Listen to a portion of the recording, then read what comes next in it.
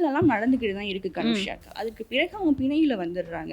அதுக்கு பிறகுமே அவங்க என்ன சொல்றாங்கன்னா இது ஒரு அரசியல் பழிவாங்கல் அப்படின்னு தான் சொல்றாங்க. அதுக்கு பிறகு என்ன நடக்க போகுதுன்றதுதான் இப்போ மக்களுடைய கேள்வியாகவும் இருக்கு. ஏன்னா கைதுகள் வந்து இப்ப சர்வசாதாரணமாயிருச்சு. இவங்களுக்கெல்லாம் என்ன நோய் இருக்கு அப்படின்றத வந்து இவங்க எல்லாம் இப்ப இவங்க மேல குற்றச்சாட்டு முன்வைக்கிறாங்க தானே.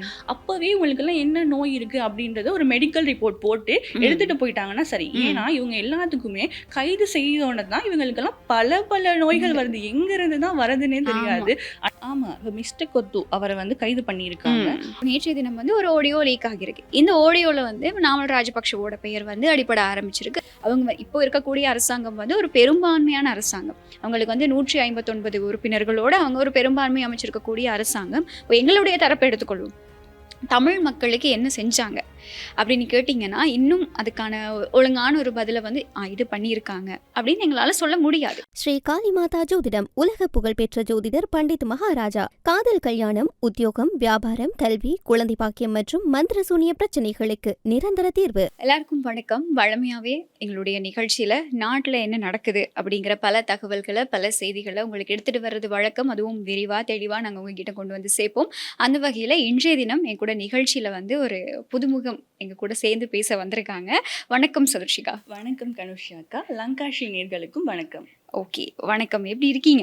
நல்லா இருக்கேன். நீங்க எப்படி இருக்கீங்க? நானும் ரொம்பவே நல்லா இருக்கேன். ஸோ இன்னைக்கு நாளில் நீங்கள் எங்கள் கூட நிகழ்ச்சியில் கலந்துக்கிட்டு பேச போகிறீங்க. இன்னைக்கு நாட்டில் பல சம்பவங்கள் பதிவாகி இருக்கு. அந்த வகையில் நம்ம எதை மக்களுக்கு கொண்டு போய் சேர்க்க முடியுமோ அந்த செய்திகளை தகவல்களை கொண்டு வந்திருக்கோம். அதில் முதலாவதா என்ன அப்படின்னு சொன்னால், இப்போ நாட்டில் வந்து நிறைய நாட்களாகவே இந்த கைதுகள் அப்படிங்கிறது வந்து அடிக்கடி நடந்துகிட்டு இருக்கு இல்லையா? இன்னைக்கும் கூட பல கைதுகள் நடந்திருக்கு. அதை பற்றி நம்ம பேசுவோம். அதில் மிக முக்கியமாக வந்து இப்போது கடந்த நாட்களில் நடந்த கைதுகள் மூலமாக எதிர்வரும் நாட்கள்ல இந்த முன்னாள் அமைச்சர்களோட மகன்கள் வந்து கூடிய விரைவில் அரெஸ்ட் பண்ண போறாங்க அப்படிங்கிற ஒரு தகவல் வந்து வெளியாகி இருக்கு. அதை பத்தி நம்ம இன்னைக்கு நிகழ்ச்சியில பேசலாம். அது மட்டும் இல்லாமல் இப்போ ரீசெண்ட் டைம்லயே ஹரக்கட்டாவை பற்றின பேசுபொருள் தானே அதிகமாக இருக்கு. அவரோட சமூக ஊடகங்களை பரவன குரல் பதிவுகள்லாம் அதிகமாக வெளியாகி இருக்கு. அது வந்து அரசு பகுப்பாய்வு திணைக்களத்துக்கு வந்து அனுப்பி அதை பகுப்பாய்வு செய்ய போறாங்க அப்படின்ற ஒரு தகவலுமே வெளியாகி இருக்கு. ஓகே, அதாவது ஹரக்கட்டாவோட கைதுக்கு அப்புறமா தான் இப்போ இந்த முன்னாள் அமைச்சர்களோட மகன்களும் வந்து நிறைய ஊழல் வழக்குகளில் சிக்கியிருக்காங்க அப்படிங்கிற தகவலும் வெளியாகி இருந்தது. ஸோ இப்போ இந்த மாதிரியான ஒரு தகவலும் வெளியாகி இருக்கு. இதை பத்தி நம்ம நிகழ்ச்சியில தெளிவாக பேசலாம். அது மட்டும் இல்லாமல் இப்போ இந்த நீங்க ஆடியோன்னு சொல்லும்போது எனக்கு இன்னொரு விஷயமும் ஞாபகம் வருது. அண்மையில வந்து மிக பிரபலமான ஒரு கொத்து உணவக உரிமையாளருக்கு எதிராக வந்து அவருக்கு எதிராக வந்து இப்போ சமூக ஊடகங்கள் வந்து ஒரே விமர்சனங்கள் முன்வைக்கப்பட்டது. விமர்சனங்களை தாண்டி பல ஆடியோ, வீடியோ அப்படின்னு நிறைய விஷயம் வந்து லீக் ஆயிடுச்சு. இன்னைக்கு வந்து அவரும் கைது செய்யப்பட்டிருக்காரு. ஏஐன்னு சொல்லாம இருந்தாங்கன்னா சரிதான். அவரும் வந்து இன்னைக்கு கைது செய்யப்பட்டிருக்காரு. அவர் கைது செய்யப்பட்டிருக்கிறது மட்டும் இல்லாம தேசிய லொத்தர் சபையோட முன்னாள் பணிப்பாளர் ஷியாமலா பெரேரா வந்து அவங்களும் லஞ்ச ஊழல் ஆணைக்குழுவால கைது செய்யப்பட்டிருக்காங்க. இந்த தகவல்களையும் நம்ம இன்னைக்கு நிகழ்ச்சியில பேசலாம். அது மட்டும் இல்லாம சுரேஷ் சாலை அண்மைய காலமாவே சுரேஷ் சாலைங்கிற பேர் இல்லாம ஒரு நியூஸ் கூட இல்ல அப்படின்னே சொல்லணும். அவருக்கு ஏகப்பட்ட வருத்தங்கள் இருக்கு அப்படின்னு சொல்லியுமே அவங்க மனைவி தான் சொல்றாங்க. வைத்தியசாலை தரவுகள்ல இருந்து எந்த தகவலுமே இது வரைக்கும் வெளியாகல. அவங்க மனைவி சொல்றாங்க இதயம் பலவீனமா இருக்கு, அப்படி பல மாரடைப்பு வந்திருக்கு அப்படின்னு பல தகவல்கள் சொல்லியிருக்காங்க. அது பத்தியும் நம்ம பேசலாம். ஓகே, ஸோ இந்த தகவல்கள் இந்த செய்திகளை தான் நம்ம நிகழ்ச்சியில இன்னைக்கு உங்களுக்காக பேச காத்திருக்கோம். ஸோ நிகழ்ச்சிக்குள்ள போலாமா? ஆமாம், ஆரம்பிக்கலாம். ஓகே, ஸோ முதலாவதா என்ன செய்தி அப்படின்னு பார்த்தீங்கன்னா, இந்த முன்னாள் அமைச்சர்கள் இப்போ இந்த தேசிய மக்கள் சக்தி அரசாங்கம் இதுக்கு முன்னாடி வந்து பல ஜனாதிபதிகள் எங்களுடைய நாட்டில் வந்து ஆட்சி செஞ்சுருக்காங்க. அவங்களுடைய ஆட்சியோட காலப்பகுதியில் அமைச்சர்களாக பதவி வகிச்சவங்க இந்த முன்னாள் அமைச்சர்களோட முன்னாள் ஜனாதிபதிகளோட மகன்கள் வந்து அந்த தந்தைமாரோட அதிகாரத்தை பயன்படுத்தி பல ஊழல்கள் செஞ்சிருக்கதாவும் அது மட்டும் இல்லாமல் பல சர்ச்சைகளில் சிக்கியிருக்கதாவும் இப்போ தகவல்கள் வெளியாகி இருக்கு. இது எந்த இடத்துல வெளிவர ஆரம்பிக்குது அப்படின்னு சொன்னால், இப்போ அண்மையில் வந்து ரக்கித ராஜபக்ஷ முன்னாள் நீதி அமைச்சர் விஜயதாச ராஜபக்ஷவோட மகன் ரக்கித ராஜபக்ஷ வந்து ஒரு மிகப்பெரிய லஞ்ச ஊழலில் சிக்கி இருக்கதா தகவல்கள் வெளியாகி அவர் கைது செய்யப்பட்டு அவர் விளக்கமறியலில் வைக்கப்பட்டிருக்காரு. அப்போ அந்த சம்பவம் வெளியானதோட இப்போ இன்னும் பல முன்னாள் அமைச்சர்களோட மகன்கள் வந்து இந்த மாதிரி ஊழல் வழக்குகளில் சிக்கி இருக்கதா தகவல்கள் வெளியாகி இருக்கு. இப்போ ஸ்கூல்ல எல்லாம் இருப்போம்ல, பிரின்சிபல் இருந்தா அவர்ட்ட மகன் இல்லைன்னா டீச்சர்ஸ்ட் பிள்ளைங்க எல்லாம் எங்க அப்பா பிரின்சிபல் எங்க அம்மா டீச்சர்னு ஆமா, சொல்லிட்டு ஆமா. பல விஷயங்கள் எல்லாம் செய்வாங்கல்ல. அந்த மாதிரி தான் இந்த விஷயமுமே இருக்கு.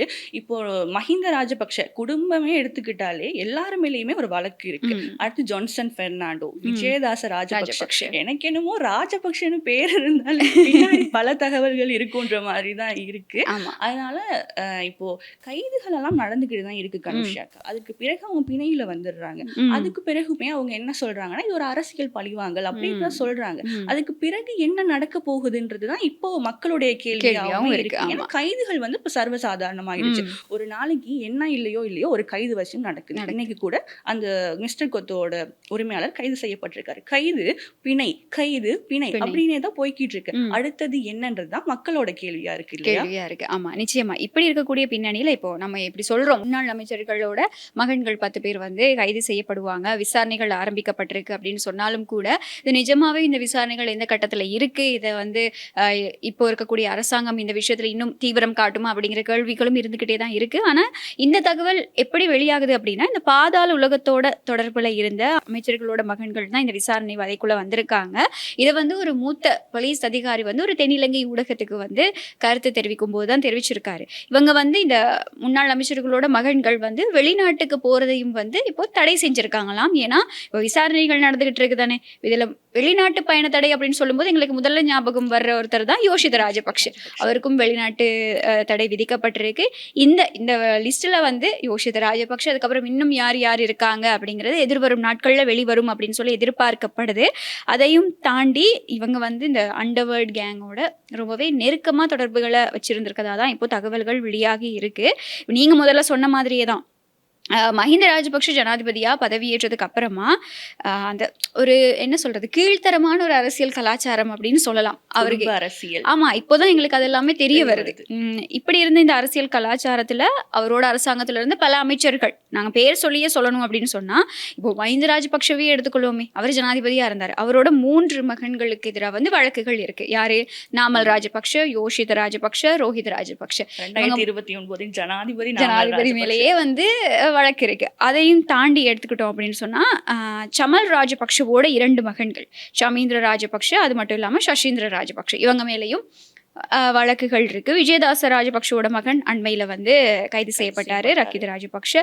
கெஹிலிய ராம்புக்வெல்ல அவர் வந்து அப்போ சுகாதார அமைச்சரா, கடைசி அரசாங்கத்துல சுகாதார அமைச்சராக இருந்தாரு. அவரோட மனைவி, மகள் எல்லாருக்கும் மேலேயும் வந்து கேஸ் இருக்கு, வழக்குகள். குடும்ப அரசியல் இன்னொரு தடவை அந்த கெஹிலிய ராம்புக்வெல்லவோட விஷயத்திலையும் வந்து அவர் நிரூபிச்சிருக்காரு. அதையும் தாண்டி நீங்க முதல் சொன்ன மாதிரி ஜான்சன் பெர்னாண்டோட மகனும் வந்து இந்த விசாரணை வலைக்குள்ள சிக்கி இருக்கதாகவும் அவருக்கு எதிராகவும் வழக்குகள் இருக்கு அப்படிங்கிற பல தகவல்கள் வந்து இப்போ வெளியாகிட்டு இருக்கு. இப்போ இதெல்லாமே வந்து பாத்தீங்கன்னா சது இங்க அவங்களுடைய அதிகாரத்தை பயன்படுத்தி அதை துஷ்பிரயோகப்படுத்துறது மட்டும் இல்லாம பல லஞ்சங்கள்ல ஊழல்கள்ல சிக்கி மக்கள் பணத்தை நாசமாக்குனதும் இல்லாம அவங்களுடைய எதிர்காலத்தையுமே தானே அவங்க ஸ்போயிலாக்கிட்டு இருந்திருக்காங்க.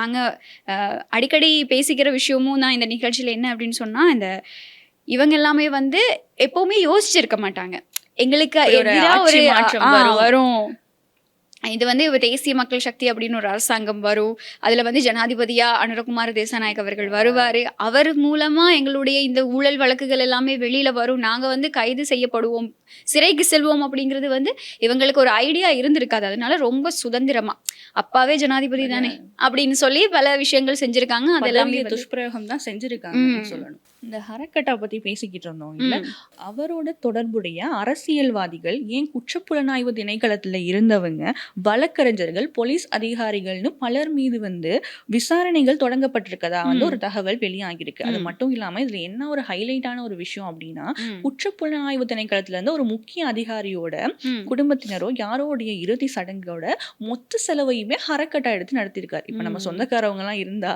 நமக்காக ஏதாவது ஹெல்ப் பண்ணுவாங்கல்ல, அது மாதிரி மொத்த செலவையுமே ஹரக்கட்டா எடுத்து நடத்திருக்கிறது. குற்றப்புலனாய்வு திணைக்களத்தோட அதிகாரியோட மரண வீட்டோட மொத்த செலவுமே எடுத்து நடத்துங்கிறது ஒரு சாதாரண விஷயம் இல்ல இல்லையா?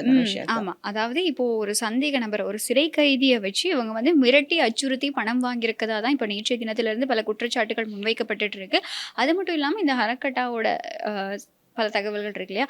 ஹரக்கட்டாவும் இப்போ பூச சிறைச்சாலையில இருந்து வெளிசர சிறைச்சாலைக்கு மாற்ற போறதாவும் வந்து தகவல்கள் வெளியாகிருக்கு. ஏன்னா அந்த பூச சிறைச்சாலையில வந்து பல பேர் உள்ள தெரியாம ஃபோன்ஸ் யூஸ் பண்றதாவும், அப்படி இல்லாம அதையும் தாண்டி போதைப் பொருள் பயன்பாடு அதிகமா இருக்கு அப்படின்னும் நாட்டினோட சட்ட ஒழுங்கு கேள்விக்குறியாவே தான் இருக்கு. ஆமா, அந்த அளவுக்கு வந்து அந்த உயர் பாதுகாப்பு சிறைச்சாலைன்னு சொல்லுவாங்க அந்த இடத்த. ஆனா அங்கேயும் வந்து பல அசம்பாவிதங்கள் நடந்துகிட்டு இருக்கு அப்படிங்கிற ஒரு தகவல் தான் வெளியாகி இருக்கு. அதுவும் அங்க இருக்க அந்த மொபைல் போன்ஸை யூஸ் பண்ணி உள்ள இருந்துகிட்டே வெளியில பல குற்ற செயல்களில் ஈடுபடுறதா தான் இப்ப தகவல்கள் வெளியாகி இருக்கு. அதனால இவருடைய பாதுகாப்பு கருதி இவரை வந்து மற்ற சிறைச்சாலைக்கு மாத்திருக்கதா தான் வந்து தகவல்கள் வெளியாகி இருக்கு. ஸோ இப்படி இருக்கக்கூடிய பின்னணியில் இன்னொரு விஷயம் வெளியாகிருக்கு. என்ன அப்படின்னு சொன்னா, ஹரக்கட்டாவோட விவகாரம் இருக்கு இல்லையா? இந்த ஹரக்கட்டாவோட இந்த சம்பவம் தொடர்பாகவும் ரக்கித ராஜபக்ஷவோட கைது, சரிதா பேசிங்கவோட கைது, இந்த விஷயங்கள் தொடர்பா லஞ்ச ஊழல் ஆணைக்குழுவோட சேர்ந்து எங்களுடைய சிஐடியும் இணைந்து விசாரணைகள் நடத்த போறதா இப்போ ஒரு தகவல் வந்து வெளியாகி இருக்கு. வாக்குமூலமுனையுமே பெற போறதா வந்து சொல்லியிருக்காங்க.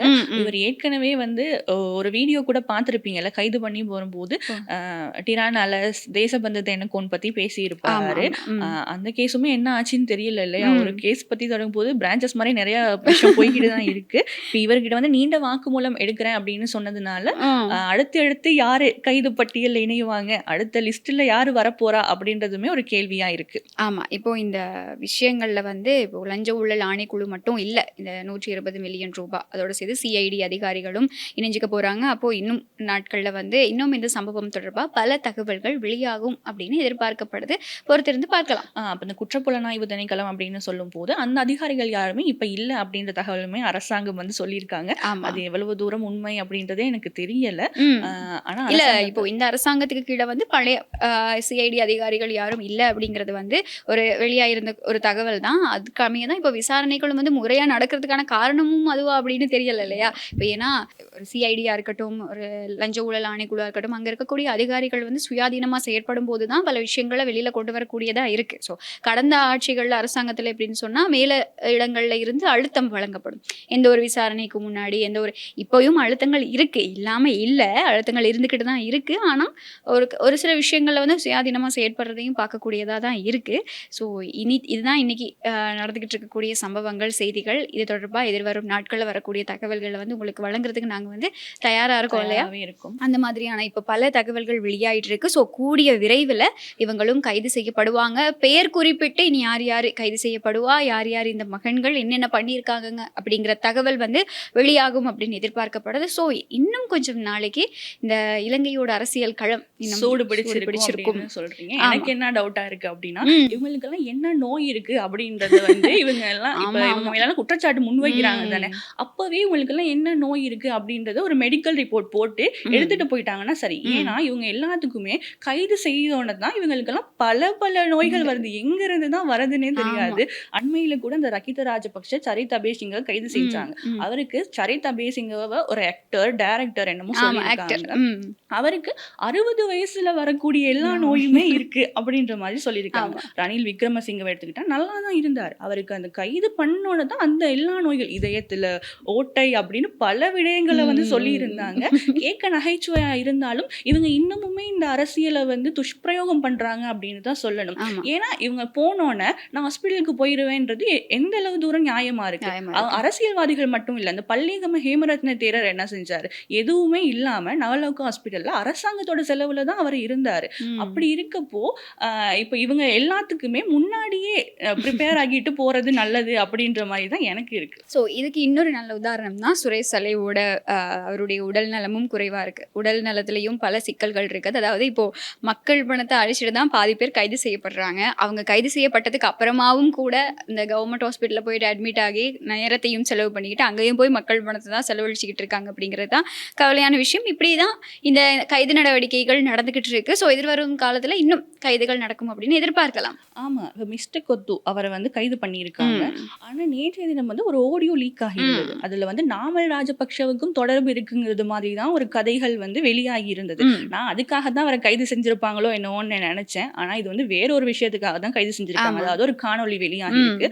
அந்த அவர் கடையோட உரிமையாளர் இல்லையா, அந்த கடையோட வேலை செய்யற ஊழியரை வந்து தரம் குறைவா பேசுறது மட்டும் இல்லாம அடிச்சிருக்காரு. அங்கேயுமே ஒரு அதிகார துஷ்பிரயோகம் தான் நடந்திருக்கு கூட. அப்போ அடிச்சிருக்காரு. இது ஃப்ரெண்ட்லி மில்லியான அடிச்ச மாதிரி எல்லாம் தெரியல. அதுக்காக தான் அவரை கைது பண்ணியிருக்காங்க. பிள்ளையான் கேஸ் எடுத்துக்கிட்டா கூட அவரை வேற ஒரு விஷயத்துக்காக தான் கைது பண்ணியிருந்தாங்க. ஈஸ்டர் அட்டாக்கோட அவருக்கு தொடர்பு இருக்குன்னு சொல்லி என்னதான் சொல்லி இருந்தாலும் கூட அவரை வந்து அந்த பல்கலைக்கழக துணைவேந்தர் அவரோட இதுக்காக தான் கைது பண்ணியிருந்தாங்க. இப்போ இந்த மிஸ்டர் கொத்துவையும் அப்படிதான் கைது பண்ணியிருக்காங்க. அது ரெண்டையுமே இணைக்க முடியாதுதான். ஆனா வேற வேற காரணங்களுக்காக கைது செய்யப்பட்டாலும் தடுத்து வச்சு விசாரிப்பாங்க அப்படின்னு சொல்ல வரேன். ஆமா, இப்போ என்னன்னா, இப்போ இந்த மிஸ்டர் கொத்து விவகாரத்தை எடுத்துக்கிட்டோம் அப்படின்னா, இவரோட அந்த வீடியோன்னு ஃபர்ஸ்ட்டாக லீக் ஆகியிருந்தது. அந்த வீடியோ எப்படின்னு சொன்னால், நீங்கள் சொன்ன மாதிரி உள்ளே இருக்கிற ஒரு பணியாளரை வந்து இவர் தாக்குறாரு. அதுவும் சேல்ஸ் இல்லை அப்படின்னு சொல்லி அவர் தாக்குற ஒரு காணொளி தான் இது. வெளியில் வந்தோடனே வந்து ஏன்னா இவங்க சோஷியல் மீடியாவுக்கு காட்டுற முகம் வேறு, டோட்டலாகவே வந்து டிஃபரெண்ட். மிஸ்டர் கொத்துக்கு நிறைய பிரான்ச்சஸ் வேறு, நிறைய பிரான்ச்சஸ் இருக்குது அவங்களுடைய. அது வந்து ஒரு பிராண்ட். அவருடைய நிஜமான பெயரை வந்து மாற்றி கூட சில பேருக்கு அவருடைய நிஜமான பெயர் தெரியாது. அவர் வந்து மிஸ்டர் கொத்து அப்படின்னு தான் கூப்பிடுவாங்க. அந்த அளவுக்கு அவரோட அந்த பிராண்ட் வந்து பிரபலமான ஒரு பிராண்ட். அப்போது நாங்கள் அண்மைய நாட்களாக சோஷியல் மீடியாவில் எடுத்துக்கிட்டோம் அப்படின்னு சொன்னால் இந்த வீடியோ வந்து ரொம்பவே வைரல் ஆச்சு. வைரலானது மட்டும் இல்லாமல் எல்லாரும் அவங்களுடைய விமர்சனங்களை முன் வச்சுருந்தாங்க. எப்படின்னு சொன்னால், சோஷியல் மீடியாவில் ஒருத்தங்க காட்டுற முகமும் உள்ளே நடக்கிற விஷயங்களும் வந்து டோட்டலாக டிஃப்ரெண்ட்டாக இருக்குது. ஸோ இதுக்காக தான் அவர் வந்து இன்றைய தினம் கைது செய்யப்பட்டிருந்தார் அப்படின்னு சொன்னால், இந்த காணொலி தொடர்பாக அவரை வந்து ஆல்ரெடி மஹரகம போலீஸாரால் வந்து விசாரணைகள் நடத்தப்பட்டு கைது செய்யப்படுவார் அப்படின்னு சொல்லி எதிர்பார்க்கப்பட்டிருந்த பின்னணியில் அவரே இன்றைய தினம் வந்து சரணடைஞ்சிருக்காரு. 2 சட்டத்தரணிகளோடய அவர் வந்து சரணடைஞ்சிருக்காரு. ஓகே அப்படின்னு சொல்லி நினைச்சு பிணை கிடைச்சிருச்சா? ஆமா, இப்போ அவருக்கு வந்து பிணை கிடைச்சிருக்கு. இப்போ அது இல்லைங்க இன்னைக்கு விஷயம் என்னன்னா, இப்போ நேற்றைய தினம் வந்து ஒரு ஆடியோ லீக் ஆகியிருக்கு. இந்த ஆடியோவில் வந்து நாமல் ராஜபக்ஷவோட பெயர் வந்து அடிபட ஆரம்பிச்சிருக்கு. ஆனா இந்த வீடியோ வந்துச்சு இல்லையா, நான் சொன்னேன் இந்த ஊழியரை தாக்குற வீடியோ வந்த அன்னைக்கே இவர் இந்த ராஜபக்ஷவோட ரொம்பவே க்ளோஸாக இருந்து வேலை செஞ்சுருக்கக்கூடிய ஒரு நபர் அப்படிங்கிறது வந்து பரவலாக பேசப்படுது. ஏன்னா ஒரு மீட்டிங்கில் வந்து யோஷித ராஜபக்ஷ பேசுகிறாரு. அவர் பேசும்போது அவருக்கு மைக் பிடிச்சிக்கிட்டு இருந்திருக்கிறது வந்து இந்த மிஸ்டர் கொத்து அப்படின்னு சொல்லி, இன்னும் ராஜபக்ஷக்களோட இருக்கிற நாமல் ராஜபக்ஷவோ, யோஷித ராஜபக்ஷவோ, மஹிந்த ராஜபக்ஷவோ, எந்த ஒரு ராஜபக்ஷ எங்கே இருந்தாலும் அந்த கூட்டத்தோட பின்னாடி இந்த மிஸ்டர் கொத்து இருக்கிற பல ஃபோட்டோஸ் வந்து சோஷியல் மீடியாவில் வைரலாக ஆரம்பிக்குது. அப்போது இதுதான் வந்து அவர் மேலே விமர்சனங்கள் அதிகரிக்கிறதுக்கான காரணம். அப்போது இந்த மிஸ்டர் கொத்து அப்படிங்கிற பிராண்டுக்கு பின்னாடி எந்த அரசியல் அமைப்பு இருக்குது, எந்த அரசியல் கட்சி இந்த அளவு பணத்தை செலவு பண்ணுது அப்படிங்கிற ஒரு கேள்விக்கான பதிலாக தான் இப்போ ஸ்ரீலங்கா பொதுஜன பெரமுன கட்சி, அப்படி இல்லைன்னா ராஜபக்ஷ தரப்பு அப்படின்னு சொல்லலாம். இது எனக்கு ஒன்றும் புதுசாக தெரியல. ஏன்னா கெஹல் பத்ர பத்மே எடுத்துக்கோங்களே, அதுக்கு அவரும் கூட மஹிந்த நாமல் கூட இருந்த ஃபோட்டோஸ் எல்லாமே சமூக வலைதளங்கள்ல வைரலானது. இப்போ ஹரக்கட்டா எடுத்துக்கோங்க, நாமல், மஹிந்த, கோட்டாபாயனி அவங்களோட ஹரக்கட்டா அப்படின்னா அவங்க பேருக்கு பின்னாடி இந்த மாதிரி விஷயங்கள்லாம் இருக்கு. ஆனா மஹிந்த ராஜபக்ஷ வச்சு இவங்க எல்லாம் சம்பாதிச்சாங்களா இல்ல இவங்க மூலமா மஹிந்த ராஜபக்ஷ குடும்பத்தினர் சம்பாதிச்சாங்களான்றதுதான் இப்போதைக்கு கேள்வி. ஆமா, ஸோ இப்படி இருக்கக்கூடிய பின்னணியில் இப்போ அவருக்கு பிணை வழங்கப்பட்டிருக்கு. இப்போ நீங்கள் சொன்ன மாதிரி எதிர்வரும் நாட்கள் இப்போ அவரோட ஆடியோஸும் லீக் ஆக ஆரம்பிச்சிருக்கிறதுனால இப்போ பிணை தான் இப்போதைக்கு வழங்கப்பட்டிருக்கு. எதிர்வரும் நாட்களில் அவரையும் வந்து விசாரணைகள் தொடர்ச்சியாக நடக்கலாம் அப்படின்னு சொல்லி எதிர்பார்க்கப்படுது. ஆனால் இந்த சம்பவங்கள் எல்லாம் நடந்ததுக்கப்புறம் அவரும் வந்து அவரோட பர்சனல் ஃபேஸ்புக் பேஜாக இருக்கட்டும், இது அவரோட ஒஃபிஷியல் பேஜாக இருக்கட்டும், இதில் வந்து அவரே ஒரு வீடியோ போட்டு சொல்லியிருக்காரு, நீங்கள் வந்து என்ன இப்படி அட்டாக் பண்ணுற மாதிரி பேசுகிறீங்க, நாங்கள் நல்லா இருந்தால் சில பேருக்கு பிடிக்காதீங்க, நீங்கள் நல்லா இருக்கிறதுனால ஒரு ஊழியரை தாக்குறது விஷயம் கிடையாது, அதான் நீங்கள் நல்லா இருக்கிறதுனால பொறாமையில யாரும் அந்த வீடியோவை லீக் பண்ணியிருக்க மாட்டாங்க, உள்ளே என்ன நடக்குது அப்படிங்கிறது வந்து வெளிப்படுத்துறதுக்கு ரொம்ப ஆதங்கத்தோடு இருந்திருக்கிற ஒருத்தர் மூலமாக தான் இந்த வீடியோ வெளியில் வந்து சொல்லவுமே ஒரு சான்ஸ் இருக்கு கனுஷியாக்கா. இந்த சோஷியல் மீடியா கதையை சொல்லும் போது இன்னொரு விஷயம், சின்ன விஷயத்த சொல்லிக்கிறேன். அந்த ஹொரணையில வந்து ஒரு முதியோர் இல்லம் வந்து தீப்பற்றி எரிந்தது அண்மைய நாட்கள். அவங்களுமே சோஷியல் மீடியால வந்து ஒரு நல்ல முகமாக தான் இருந்திருக்காங்க. அதை நம்பி தான் பல பேர் வந்து கூட்டு போயிட்டு விட்டுருக்காங்க. அது வயோதிபர்களை அது பார்க்கவே மனசுக்கு ரொம்ப கஷ்டமா இருந்த ஒரு விஷயமா தான் மாறி இருந்தது. அதுக்கு பிறகு அவர் மேல பல குற்றச்சாட்டுகளை வந்து முன் வச்சிருந்தாங்க. இதை சொன்னா நிறைய பேர் கோவப்படுவாங்களா என்னன்னு தெரியல, ஆனா பல குற்றச்சாட்டுகளை முன் வச்சிருந்தாங்க. சோஷியல் மீடியால காட்டுற முகம் வந்து வேற அப்படின்றதுக்கு இந்த வீடியோவும் ஒரு சான்று, இந்த மிஸ்டர் கொத்துவோட வீடியோவும் ஒரு சான்று அப்படின்னு சொல்லலாம். இப்போ பல கைதுகள் இருக்கு அப்படின்னு சொன்னதுக்கு அமைய தேசிய லாட்டரி சபையோட தலைவியா இருந்த ஷாமலா பெரேரா அவங்களையுமே லஞ்ச ஊழல் ஆணைக்குழுவினர் வந்து கைது பண்ணியிருக்காங்க அப்படின்ற ஒரு தகவலுமே வெளியாகி இருக்கு. கைதுகள் புதிது இல்ல, ஆனா அவங்க எல்லாருமே எந்த இடத்துல உள்ளவங்கன்றதுதான் புதிது. இப்ப கைது பண்றவங்க யாருமே சின்ன சின்ன இடத்துல உள்ளவங்க இல்ல. இவங்களை எடுத்துக்கிட்டா தேசிய லொட்டரி சபையோட தலைவியா இருந்திருக்காங்க. இப்போ தேசிய லொட்டரி சபை இலங்கைக்கு பல வருமானம் வரக்கூடிய ஒரு இடமா தான் தேசிய லொட்டரி சபை இருக்கு. அவங்களோட தலைவியே லஞ்ச ஊழல் ஆணைக்குழுவினால கைது செய்யப்பட்டிருக்காங்க. ஆமா. அதாவது இவங்க வந்து ஷியாமளா பெரேரா அப்படின்னு சொல்லப்படக்கூடியவங்க தான் கைது செய்யப்பட்டிருக்காங்க. என்ன குற்றச்சாட்டு இவங்க மேல முன்வைக்கப்பட்டிருக்கு அப்படின்னு சொன்னா, தேசிய லொத்தர் சபையின் தலைவராக அவங்க இருந்த காலப்பகுதியில நியமிக்கப்பட்ட 3 அதிகாரிகள், அதாவது தேசிய லொத்தர் சபையோட பணியாளர்களா நியமிக்கப்பட்ட இந்த 3 நபர்கள வந்து பணியாளர்கள வந்து அந்த நிறுவனத்துல பணியமர்த்துறதுக்கு, வேலை செய்றதுக்கு சொல்றதுக்கு பதிலா என்ன பண்ணியிருக்காங்கன்னா, அப்போ அமைச்சரா பதவி வகிச்சிருந்த ரவி கருணாநாயக்கவோட ஆஃபீஸ்ல பணியமர்த்தினது தொடர்பா தான் இவங்க மேல ஒரு ஊழல் குற்றச்சாட்டு முன்வைக்கப்பட்டிருக்கு. இல்லையா? அப்ப அவங்க வந்து இந்த மாதிரி ஒரு தவறு இழைச்சிருக்காங்க அப்படிங்கிறது வந்து விசாரணைகள் மூலமா தெரிய வந்து தான் இந்த கைது நடவடிக்கை நடந்திருக்கதா இப்போ தகவல்கள் வந்து வெளியாகி இருக்கு. இப்போ என்ன சொல்றது? அதான் முதல்லயே சொன்ன மாதிரி அடுத்து யாரு கைது செய்யப்படுவாங்க அப்படிங்கிற எந்த ஒரு எதிர்பார்ப்புமே இல்லாத ஒரு பின்னணியில பல பேர் கைது செய்யப்பட்டுட்டு இப்ப இருக்காங்க. இந்த விடயத்துல ரவி கருணாநாயக்க இருக்காரு. இப்ப அவர் மேல விசாரணைகள் நடத்துவாங்களா என்னன்னு தெரியாது. ஒவ்வொரு விஷயமுமே அப்படிதான். ஹரக்கட்டா, கெஹல்பத்ர பத்மி யாரை எடுத்துக்கிட்டாலும் அந்த பின்னணியில ஒரு அரசியல்வாதிகள் இருக்காங்க. இப்ப அடுத்ததா வந்து யாரை கைது பண்ணுவாங்க, யாருக்கு தான் மக்கள் ஓட்டு போட்டிருக்காங்க அப்படின்ற மாதிரி தான் இருக்கு. அடுத்ததா வரும்போது மக்கள் வந்து சரியானவங்களை தேர்வு செய்யணும். அரசியல் சிஸ்டம் சேஞ்ச் நடந்திருக்கு. ஆனா முன்னைய அரசியல்வாதிகள் எப்படியெல்லாம் இருந்திருக்காங்க, அவங்களோட சுய லாபத்துக்காகவே தான் அரசியல் செஞ்சிருக்காங்க. இப்பவும் கூட இந்த அரசியல்வாதிகளுக்கு இவங்க நல்லவங்க, இல்ல தப்பு பண்ணிருக்க மாட்டேன்னு சொல்றவங்க நிறைய பேர் இருக்கதான் செய்யறாங்க. இல்லை, இப்போ சிஸ்டம் சேஞ்ச் அப்படின்னு கொண்டு வந்தா இந்த இடத்துல நான் உங்களோட கருத்தை கொஞ்சம் மறுக்கிறேன். ஏன்னா சிஸ்டம் சேஞ்ச் அப்படின்னு ஒன்று நாங்கள் எதிர்பார்த்தோம். அது வந்து கொண்டு வந்தோமா அப்படின்னு கேட்டால் இல்லை, இன்னும் அதுக்கான அந்த கேள்விக்கான பதில் கிடைக்கல. ஏன்னா இவங்க எதில் சிஸ்டம் சேஞ்ச் கொண்டு வர முயற்சி செய்கிறாங்க, எதில் சிஸ்டம் சேஞ்ச் கொண்டு வந்து அவங்களுடைய தவறுகளை மறைக்க பார்க்குறாங்க அப்படிங்கிற ஒரு மிகப்பெரிய சந்தேகம் தனிப்பட்ட ரீதியில் எனக்கு இருக்குது. ஏன்னா சரி, ஓகே, இப்போ இருக்கக்கூடிய தேசிய மக்கள் சக்தி அரசாங்கம் ஒழுங்கான முறையில் சில விஷயங்களை பண்ணிட்டு போகிறாங்க. அது என்ன விஷயம் அப்படின்னு கேட்டிங்க அப்படின்னு சொன்னால், இந்த ஊழல் விஷயமா இருக்கட்டும், கைது விஷயமா இருக்கட்டும், கடந்த ஆட்சிகளில் நடந்த மக்களுக்கு நடந்த சில ஏமாற்றங்களாக இருக்கட்டும், அதை வெளிப்படைத்தன்மையோட வெளில கொண்டு வராங்க அப்படிங்கிற விஷயத்த நான் முழு மனசாக ஏற்றுக்கொள்கிறேன். ஆனால் இதெல்லாத்தையுமே பண்ணிட்டு அவங்களுடைய தவறுகளை அவங்க மறைக்கிறாங்களோ அப்படிங்கிற ஒரு கேள்வி இருக்குது. இப்போ இப்படி ஒன்று இருக்குதுன்னு சது, ஒரு பாராளுமன்றமாக இருக்கட்டும், ஒரு அரசாங்கமாக இருக்கட்டும், அதில் ஜனாதிபதி மட்டும் சரியாக வேலை செய்கிறாரு அப்படின்னா அதை ஏற்றுக்கொள்ள முடியாது. அவங்க இப்போ இருக்கக்கூடிய அரசாங்கம் வந்து ஒரு பெரும்பான்மையான அரசாங்கம். அவங்களுக்கு வந்து 159 உறுப்பினர்களோட அவங்க ஒரு பெரும்பான்மை அமைச்சிருக்கக்கூடிய அரசாங்கம். எங்களுடைய தரப்பை எடுத்துக்கொள்வோம். தமிழ் மக்களுக்கு என்ன செஞ்சாங்க அப்படின்னு கேட்டிங்கன்னா, இன்னும் அதுக்கான ஒழுங்கான ஒரு பதிலை வந்து இது பண்ணியிருக்காங்க அப்படின்னு எங்களால் சொல்ல முடியாது. பயங்கரவாத தடை சட்டத்தை கூட எடுத்துக்கிட்டோம் அப்படின்னா, தென்னிலங்கை மக்கள் வந்து சந்தோஷமா இருப்பாங்களா இருக்கும். பயங்கரவாத தடை சட்டத்துக்கு இணங்க பலரை கைது செஞ்சிருக்காங்க. சுரேஷ் சாலை, கோட்டாபாய கூட அதுக்கு கீழே தான் கைது செய்யப்படுவார்னு எதிர்பார்க்கப்பட்டது. ஆனா இதே தமிழ் பகுதிகளில் எடுத்துக்கிட்டோம் அப்படின்னு சொன்னா, இந்த பயங்கரவாத தடை சட்டம் வந்து அவ்வளவு தூரத்துக்கு எங்களுக்கு சரியா அமையல அப்படின்னு தான் சொல்லணும். இப்ப நீங்க சொல்ற மாதிரி சிஸ்டம் சேஞ்சுங்கிறது வந்து இதுல மட்டும் கிடையாது. மக்கள் பொருளாதார ரீதியாவுமே பல பிரச்சனைகளுக்கு முகம் கொடுத்துட்டு தான் இருக்காங்க. நேற்றைய தினம் தான் பெட்ரோல் கூட குறைச்சிருந்தாங்க. பெட்ரோலோட விலையை கூட குறைச்சிருக்காங்க. 20 ரூபாயால பெட்ரோலோட விலை குறைக்கப்பட்டது ஒரு நல்ல விஷயமா இருந்தாலும் கூட பெட்ரோல் மட்டுமே கிடையாது இல்ல, இன்னும் பல பல விடயங்களுக்கு குறைச்சா நல்லா இருக்கும் அப்படின்ற மாதிரி தான் மக்களோட கருத்து இருக்கு. ஆமா, இப்போ இவங்க ரீசனா சொன்னது என்ன அப்படின்னு சொன்னா, அமெரிக்காவிலையும் ஈரான்லையும் வந்து இந்த போர் நிலைமை, மத்திய கிழக்கு போர் நிலைமை வந்து அதிகரிச்சிருக்கு, தீவிரமடைஞ்சிருக்கு அப்படிங்கிற காரணத்தினால இலங்கையில பெட்ரோல் டீசல் விலை வந்து அதிகரிக்கப்படுது. ஆனா சரியா பாத்தீங்க அப்படின்னு சொன்னா இன்னும் அங்க போர் பதட்டம் தனியல்ல, இன்னும் அப்படியே தான் இருக்காங்க. அதெல்லாம் கொஞ்சம் கஷ்டம். இப்போ இந்த வாரம் கைச்சாத்திடப்படும் அப்படின்னு சொன்ன விஷயமும் கூட நடக்காது அப்படின்னு சொல்லி ஈரான் மறுத்திருக்கு. அப்படி இருக்கக்கூடிய பின்னணியில் இப்போ நேற்று நைட் திடீர்னு நீங்க எப்படி குறைச்சிங்க, இல்லை குறைச்சது நல்ல விஷயம், அதை நாங்கள் எக்ஸெப்ட் பண்ணிக்கிறோம். ஓகே, நீங்க வந்து ஒரு பெரிய அமௌண்ட்டால வந்து அதை குறைச்சிருக்கீங்க, மக்களும் அதுக்கு ரொம்பவே சந்தோஷப்படுறாங்க, அதை நாங்கள் இல்லைன்னு சொல்லலை. அப்போ நீங்க சொன்ன ரீசன் இன்னைக்கு ஓகே ஆகலையே, அங்கே போர் நிலைமை இன்னும் தனியல்ல, போர் பதட்டம் தனியல்ல. ஆனால் நீங்கள் வந்து உங்களுடைய அப்போ இத்தனை நாள் சொன்னது என்ன, இப்போ நீங்கள் எப்படி மேனேஜ் பண்ணுறீங்க அப்படிங்கிற பல கேள்விகள் இருக்குது. ஆனால் உங்களுடைய அந்த செயலை நாங்கள் பாராட்டுறோம், அது வரவேற்கத்தக்க ஒரு விடயம். இன்னொரு அனுராத சங்கத்தில் இந்த விஷயம் என்னையை பொறுத்த வரைக்கும் வரவேற்கத்தக்க விடயமாக தான் இருந்தது. என்னன்னா, முன்னைய காலங்களில் பெட்ரோல் விலை இருந்தப்போ வரிசையில் தான் மக்கள் நின்னாங்க.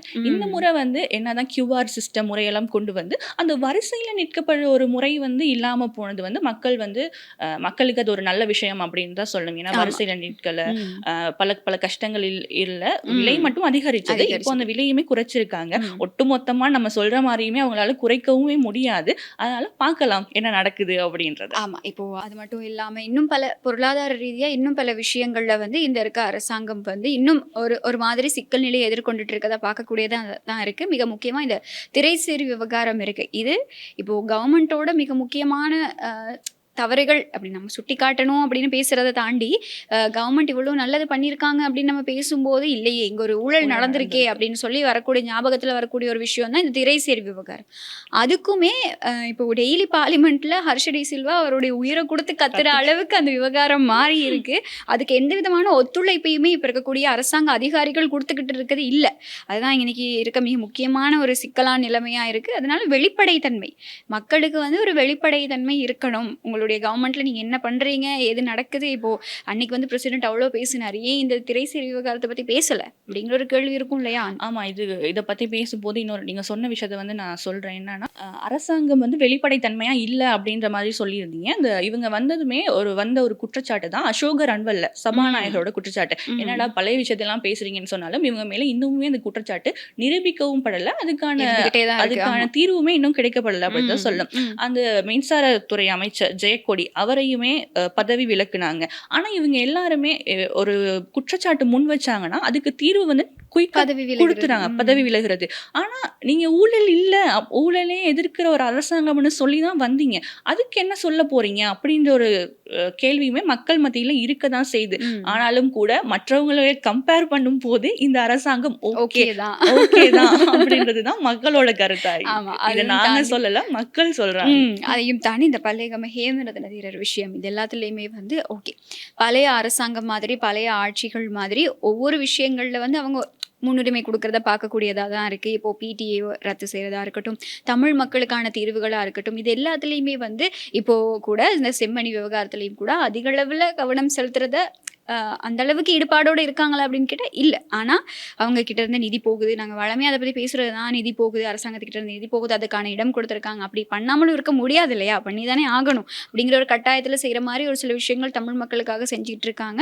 முறையான தீர்வுகள் வந்து இந்த அரசாங்கத்தில் போய் சேருதா அப்படின்னு கேட்டால் இல்லை அப்படிங்கிறத தான் நாங்கள் சொல்லியே ஆகணும். பேருக்கு தான் செய்கிறாங்க அப்படின்ற மாதிரி தான் இருக்குது. பிடிஏ சொல்லும் போது அந்த சொல்லிசை பாடகரை கைது பண்ணாங்க இல்லையா, அதுக்கு பிறகுமே ஒரு பாடல் விழா ஒன்று நடக்கும் போது போலீஸார் வந்து பாடலோட லிஸ்ட் கேட்டிருக்காங்க. அதுலயுமே 2 பாடல்களை வந்து தடுத்து தான் அந்த லிஸ்ட்டை வந்து கொடுத்துருக்காங்க. இந்த 2 பாடல்களுமே வேணா வேற பாட்டு படிங்க அப்படின்னு சொல்லியிருக்காங்க. அப்ப எங்களுக்கு பாடல் உரிமை, கருத்துரிமை எதுவுமே இல்லாததுதான் இன்னுமே தொடருக்குது. அப்ப மற்ற அரசாங்கத்துக்கும் இந்த அரசாங்கத்துக்கும் தமிழ் மக்களை பொறுத்த வரைக்குமே எந்த ஒரு வித்தியாசமுமே கிடையாது. ஆனா தமிழர் பகுதிகளை தான் அனுர போயிட்டு அவ்வளோ பேசி இருந்தாரு.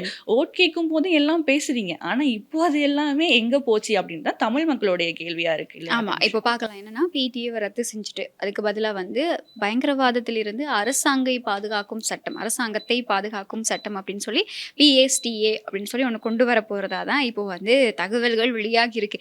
இது எப்படி இருக்க போகுது, இதுல இருக்கக்கூடிய சரத்துக்கள் என்ன மாதிரி தமிழ் மக்களுக்கு எஃபெக்ட் ஆக போகுது அப்படின்னு பல கேள்விகள் இந்த இடத்துல இருக்கு. ஸோ அது எல்லாத்துக்கும் அரசாங்கம் முறையா செயற்படும் அப்படின்னு எதிர்பார்க்கிறோம். நம்பிக்கையை நம்ம என்னைக்குமே கைவிடுறது இல்லை இல்லையா. அப்போ நாங்க வெயிட் பண்ணி பார்க்கலாம் அடுத்து வரும் நாட்கள்ல என்ன நடக்குது அப்படின்னு சொல்லி. ஸோ இப்படி இருக்கக்கூடிய பின்னணியில் சுரேஷ் சலீவோட விவகாரம், இப்போது கபில சந்திரசேன அவருடைய மரணம் தொடர்பாக இந்த கொஞ்ச நாளான்னு இல்லை, பல விஷயங்கள் வந்ததில் அவரோட இந்த மரணம் சந்திரசேனவும் மறந்துட்டோம் மறக்கடிச்சிட்டாங்க அப்படின்னு தான் சொல்லணும். ஸோ அதுக்கான வழக்கு விசாரணைகள் நடந்துகிட்டு இருக்கு அப்படிங்கிற ஒரு தகவல் கிடைச்சிருக்கக்கூடிய பின்னணியில் இந்த சுரேஷ் சலீவ் விவகாரம் இருக்கு இல்லையா. இந்த சுரேஷ் சலீவ் விவகாரம் வந்து இப்போ அவருக்கு கொழும்பு தேசிய வைத்தியசாலையில் இருக்காரு. அவருக்கு மாரடைப்புன்னு ஒன்று வந்தது. அதுக்கப்புறம் அவர் இருதய நோய் சிகிச்சை பிரிவில் போய் அனுமதிக்கப்பட்டாரு.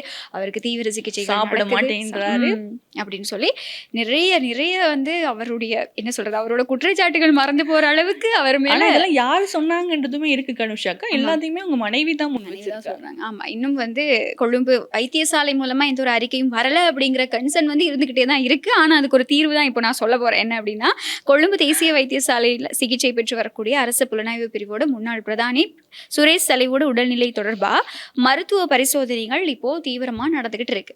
இந்த மருத்துவ பரிசோதனைகள் தொடர்பா இப்போ நடந்துகிட்டு இருக்கக்கூடிய இந்த பரிசோதனைகள் தொடர்பாக எதிர்வரும் நாட்களில் சுகாதார அமைச்சகத்தோட செயலாளர்கிட்ட அறிக்கை சமர்ப்பிக்கப்படும். அதாவது இப்போ இவர் எத்தனை நாளாக இருக்காரு, இத்தனை நாளாக இருந்தவருக்கு என்னென்ன நோய் வந்துச்சு, என்னென்ன மருந்து கொடுக்கப்பட்டுச்சு, என்னென்ன பரிசோதனைகள் எடுத்தாங்க, அதுக்கு ஹாஸ்பிட்டலில் இருக்கவங்க எப்படி ட்ரீட்மெண்ட் கொடுத்தாங்க அப்படிங்கிற ஃபுல் ஒரு அறிக்கையை வந்து சுகாதார அமைச்சகத்தோட செயலாளர்கிட்ட சமர்ப்பிக்கப்படும். இன்னும் கொஞ்சம் நாட்களில் நாங்கள் சமர்ப்பிச்சிருவோம் அப்படின்னு சொல்லி கொழும்பு தேசிய வைத்தியசாலை சொல்லியிருக்காங்க. அது மட்டும் இல்லாமல் கிட்டத்தட்ட அவர் வந்து ஜூன் மாதம் 7ஆம் திகதி மாதிரி தான், அந்த அளவில் தான் அவர் வந்து அனுமதிக்கப்பட்டார். இப்போது வந்து ஜூன் மாதம் 30ஆம் திகதி, இப்போ 27ஆம் திகதி தான் அவருக்கு வந்து மாரடைப்பு வந்தது அப்படின்னு சொல்லி கிட்டத்தட்ட ரொம்ப நாட்களாகவே வந்து அவர் வைத்தியசாலையில் இருக்கார். இதில் முக்கியமாக சொல்லப்பட வேண்டிய விஷயம், இப்போது அவருடைய விசாரணைகள் எல்லாம் யாருமே அவர்கிட்ட விசாரணைகள் நடத்துறது இல்லை.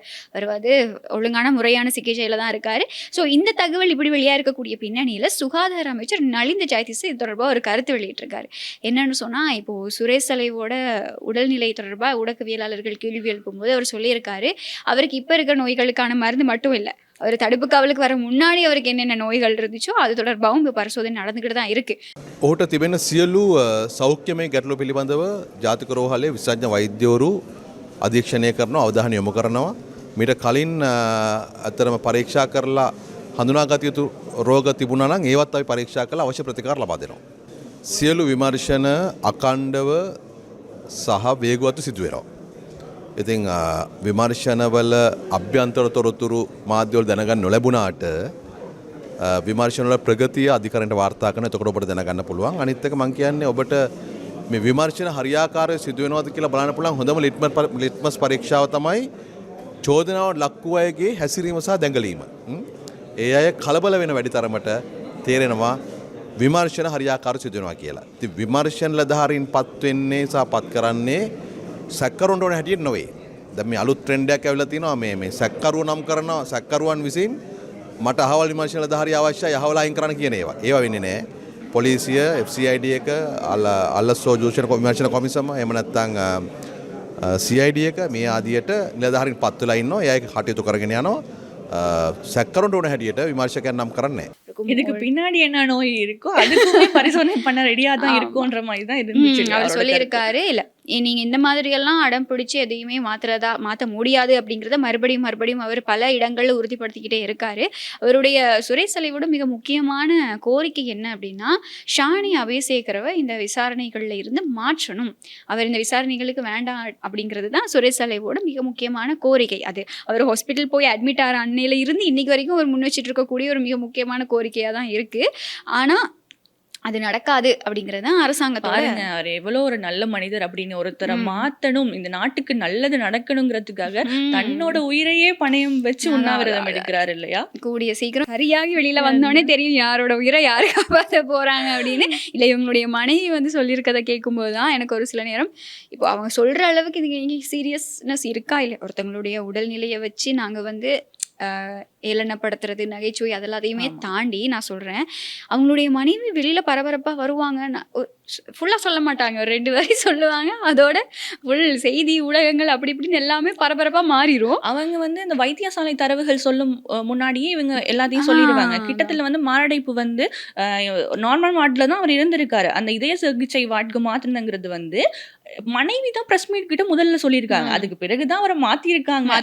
மனைவி சொல்றாங்களா இல்ல மனைவி பின்னாடி இருந்து யாரும் சொல்றாங்களான்றதுமே தெரியல. மேபி இப்படியும் இருக்கும், அச்சுறுத்தல்கள் இருந்துகிட்டு தானே இருக்க செய்யும். ஏன்னா சுரேஷ் சலை அப்படிங்கிறவர் வந்து இப்போ மிக முக்கியமான ஒரு சந்தேக நபரா இருக்காரு எங்க ஈஸ்டர் ஞாயிறு தாக்குதல் விசாரணைகள்ல. ஸோ இப்போ அவர் வாயை திறந்தா மிக முக்கியமான புள்ளிகள் எல்லாம் சிக்கிடுவாங்களோ அப்படிங்கிற பயத்துல அவருக்கான அச்சுறுத்தல்களும் இருந்துகிட்டே தான் இருக்கு. எனக்கு ஒரு சில இடங்கள் இந்த சந்தேகம் வந்திருக்கு, இது ஒரு மர்ம நபர் ஃபாலோ பண்றதெல்லாம் செய்திகள் வந்திருந்தது இல்லையா.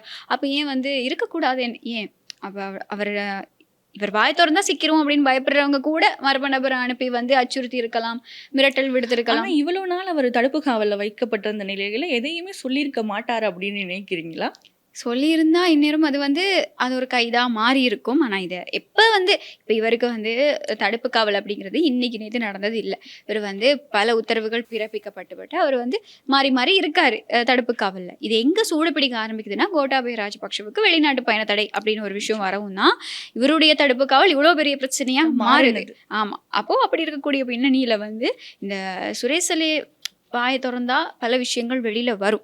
இப்ப அவரு நாட்டை காப்பாத்துறதுக்கு நீங்க சொன்னீங்க இல்லையா, நாட்டை காப்பாத்துறதுக்கு வந்து உயிரை தியாகம் செய்யறாரு அப்படின்னு சொல்லி, அவர் அவ்வளவு கஷ்டப்பட வேண்டிய தேவையே இல்லை. அவர் நாட்டை காப்பாத்துறதுக்காக அவரோட லேப்டாப் போன் பாஸ்வேர்டை சொல்லிட்டு அவர் அந்த விசாரணை அதிகாரிகள் கேட்கிற கேள்விக்கு சரியான தனக்கு தெரிஞ்ச பதில சொல்லிட்டாலே வந்து இன்னைக்கு நாட்டையும் அவர் காப்பாத்தலாம், அவரும் அவரை காப்பாத்திக்கலாம். அவருக்கு அந்த தெரிஞ்ச பதில் இல்லையா பிரச்சனையே இருக்கதான். சுரேஷ் சாலை பத்தி பேசும்போது பிள்ளையான் பத்தி பேசாம எப்படி? இன்னைக்கு கூட அவருக்கு வந்து நீதிமன்றம் வந்து ஒரு உத்தரவு பிறப்பிச்சிருக்காங்க, அதை பத்தி சொல்லுங்க.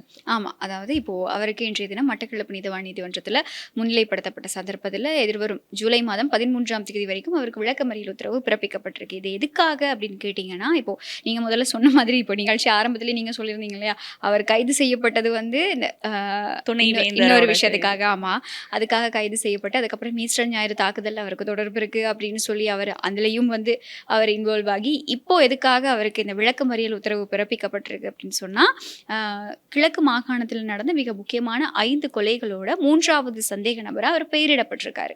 2008ஆம் ஆண்டுல நடந்த மிக முக்கியமான கொலைகள், அந்த கொலைகள்ல தான் பிள்ளையான் வந்து நேரடியாக தொடர்பு பட்டிருக்கதா வந்து இந்த அவருக்கு எதிராக வந்து குற்றச்சாட்டு முன்வைக்கப்பட்டிருந்த பின்னணியில அவருக்கு எதிரான வழக்கு விசாரணை இன்னைக்கு, இந்த விஷயங்களுக்கு எதிரான வழக்கு விசாரணை இன்னைக்கு வந்து நீதிமன்றத்தில் எடுத்துக்கொள்ளப்பட்ட சந்தர்ப்பத்தில் தான் அவருக்கு இந்த விளக்கமறியல் உத்தரவு பிறப்பிக்கப்பட்டிருந்தது. ஆனா இப்போ இவருக்கு விளக்கமறியல் அப்படிங்கிறது செய்தி இல்லை, அவர் வந்து போகும்போது ஒரு விஷயம் சொல்லிடுவாரு. அதுதான் இன்னைக்கு வந்து ஹைலைட்டாவே இருக்கு. என்ன அப்படின்னு சொன்னா, அனுராவோட வாய் மாதிரி என் மேல இருக்கிற எல்லா குற்றச்சாட்டுகளுமே பொய் அப்படின்னு சொல்லிடுவாரு.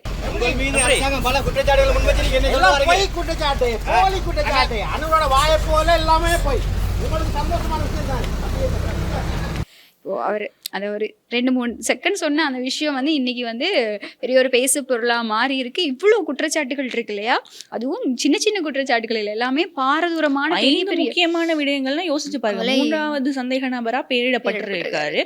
ஈஸ்டர் கேஸா இருக்கட்டும், துணைவேந்தர், இன்னும் பலதுகள் இருக்கு. ஆனா பிள்ளையான கைது செய்த பிறகு, ஆனா சுரேஷ் சாலையோட கம்பேர் பண்ணக்குள்ள பிள்ளையான் எவ்வளவோ பரவாயில்ல அப்படின்னு நான் சொல்லுவேன். ஏன்னா அவர் ஏதோ ஒரு விஷயம் சொல்லி இருக்காரு அப்படின்ற தகவல்கள் தான் வெளியாகி இருக்கு. அதனாலதான் இனிய பாரதி, அதுக்கு பிறகு அவங்களோட சகாக்கள் பலரையுமே கைது செஞ்சிருந்தாங்க. சுரேஷ் சாலை மாதிரி உண்ணாவிரதம் இருக்கேன், அது இருக்கேன், இது இருக்கேன்னு அடம் பிடிக்காம ஏதோ ஒண்ணு பிள்ளையான் சொல்லி இருக்காரு. ஆனா இப்போ வந்து இப்படி சொல்லிட்டு போறாரு. வாய் மாதிரி எல்லாருமே அவர் மேல வச்சிருக்கக்கூடிய எல்லா குற்றச்சாட்டுகளுமே பொய் அப்படின்னு சொல்லி ஒரு என்ன சொல்றது, அனுரகுமார திசாநாயக்க ஜனாதிபதி அவர்கள் அடிக்கடி சொல்ற ஒரு விஷயம் தான், அந்த தன் மீது இருக்கக்கூடிய குற்றச்சாட்டுகள், அவங்க மேல இருக்கக்கூடிய தவறுகள் எல்லாமே வெளியில வர ஆரம்பிக்கும் போது அவங்க வந்து எதிரிகள் எல்லாமே வந்து பயப்படுவாங்க, பயத்துல என்னென்னமோ பேசுவாங்க, என்னென்னமோ உளருவாங்க அப்படின்னு சொல்லுவாரு. அந்த ஒரு விஷயத்தையும் இன்னைக்கு பார்க்கக்கூடியதா இருக்கு. உங்களுடைய வேஷங்கள் கலைந்து பல நாட்கள் ஆகிடுச்சு. நீங்க எல்லாரும் உண்மையை சொன்னீங்கன்னா அடுத்த நாட்டுக்கு நல்லது நடக்கும். இவ்வளவு நாள் தப்பு பண்ணிட்டீங்க, இனியாவது தப்பு வந்து திருத்திக்கிறதுக்கு உண்மையை தான் சொல்லுங்களே அப்படின்னு தான் இருக்கு. ஆமா, இல்லை இப்போ திருத்திக்கிறதுக்கெல்லாம் அவங்களுக்கு வாய்ப்பு வந்து கொடுக்கப்பட்டு ரொம்ப நாள் ஆச்சு. இனி வந்து நிஜமா சீரியஸாகவே வந்து சட்ட நடவடிக்கைகள் வந்து தீவிரப்படுத்தப்பட்டு முறையான தண்டனைகள் வழங்கப்படும் அப்படிங்கிற ஒரு மிகப்பெரிய எதிர்பார்ப்பு மக்கள் மத்தியிலையும் சரி எல்லார் மத்தியிலையும் இப்போ இந்த அரசாங்கம் மேல இருக்கு. ஸோ வெயிட் பண்ணி பார்க்கலாம் அடுத்து வரும் நாட்களில் இன்னும் எப்படியெல்லாம் சம்பவங்கள் நடக்க போகுது அப்படிங்கிறது தொடர்பாக. ஸோ இன்னைக்கு நாளில் பதிவான செய்திகளை முழுமையாக உங்களுக்கு வழங்கியிருக்கோம் அப்படிங்கிற நம்பிக்கையோட மறுபடியும் நாளை தினமும் சந்திக்கலாம். நன்றி, வணக்கம். ஸ்ரீ காளிமாதா ஜோதிடம் உலக புகழ்பெற்ற ஜோதிடர் பண்டித் மகாராஜா. காதல், கல்யாணம், உத்தியோகம், வியாபாரம், கல்வி, குழந்தை பாக்கியம் மற்றும் மந்திர சூனிய பிரச்சனைகளுக்கு நிரந்தர தீர்வு.